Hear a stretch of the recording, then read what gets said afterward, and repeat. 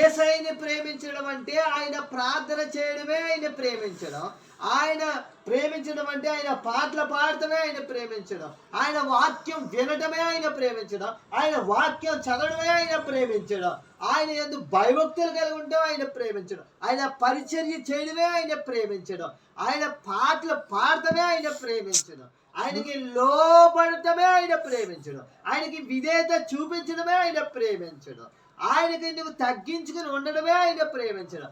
అప్పుడు నిన్ను అనేకమైన ఆపదల నుంచి, ప్రమాదాల నుంచి, ఇరుకుల నుంచి, ఇబ్బందుల నుంచి, యాక్సిడెంట్ల నుంచి, అనేకమైన ప్రమాదాల నుంచి తప్పిస్తాడు ఆయన. రోగాల నుంచి తప్పిస్తాడు.